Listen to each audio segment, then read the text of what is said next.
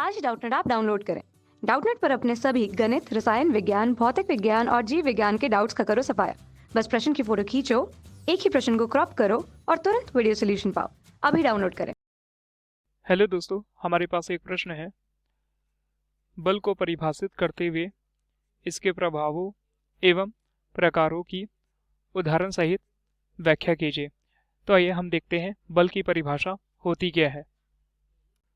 तो बल वह खिंचाव या धक्का है जो किसी वस्तु की विराम अवस्था या गति की अवस्था में परिवर्तन करता है। कहने का तात्पर्य यह है कि कोई वस्तु अगर विराम की अवस्था में है, यानी कि रुकी हुई है, तो उस वस्तु पर बल लगाने पर वह गति की अवस्था प्राप्त कर लेगी। इसी प्रकार अगर कोई वस्तु गति की अवस्था में है तो उस पर किसी प्रकार का कोई बाहरी बल लगाकर उस वस्तु को रोककर विराम की अवस्था में लाया जा सकता है।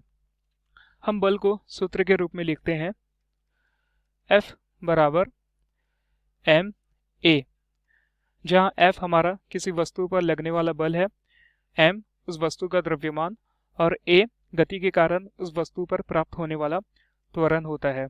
यह हमारा बल का सूत्र होता है।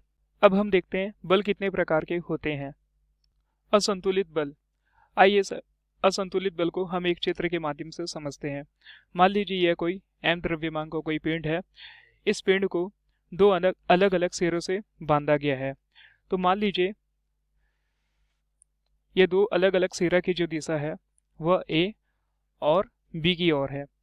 जब एक छोर यानी कि A के सिरा पर हम जब बल F बराबर 15 न्यूटन लगाते हैं और दूसरा सिरा यानी कि B की ओर हम बल F बराबर 10 न्यूटन लगाते हैं, तो हम देखते हैं कि यह जो m द्रव्यमान का पिंड है, जहाँ पर अधिक न्यूटन का बल लग रहा है, उस दिशा की ओर गति करने लगेगा, यानी कि असंतुलित बल हमें प्राप्त होगा। यानी हम बोल सकते हैं कि असंतुलित बल एक ऐसा बल होता है जो किसी वस्तु की स्थिति में परिवर्तन लाता है। अब आइए हम देखते हैं संतुलित बल होता क्या है। असंतुलित बल, तो आइए असंतुलित बल को हम चित्र के माध्यम से समझते हैं। मान लीजिए कोई n द्रव्यमान की वस्तु है जिसके दोनों छोर को अलग अलग या जिसके दोनों सिरों को अलग अलग एक रस्सी के द्वारा बांधा गया है।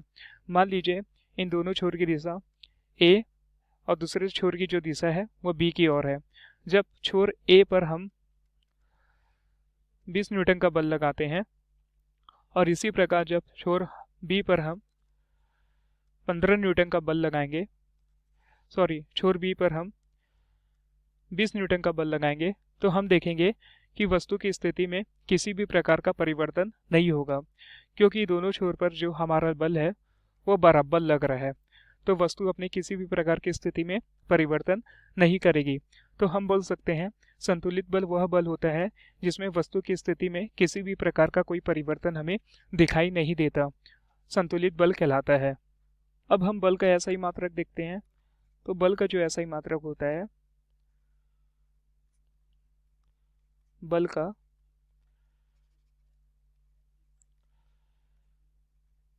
ऐसा ही मात्रक न्यूटन होता है।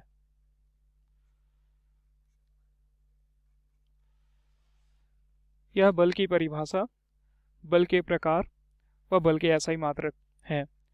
धन्यवाद। कक्षा 6 से 12वीं से लेकर नीट, IIT, JEE वो एडवांस के लेवल तक 1 करोड़ से ज्यादा छात्रों का भरोसा। आज ही डाउनलोड करें डाउटनेट ऐप या व्हाट्सएप करें अपने सारे डाउट्स 8400 400 400 पर।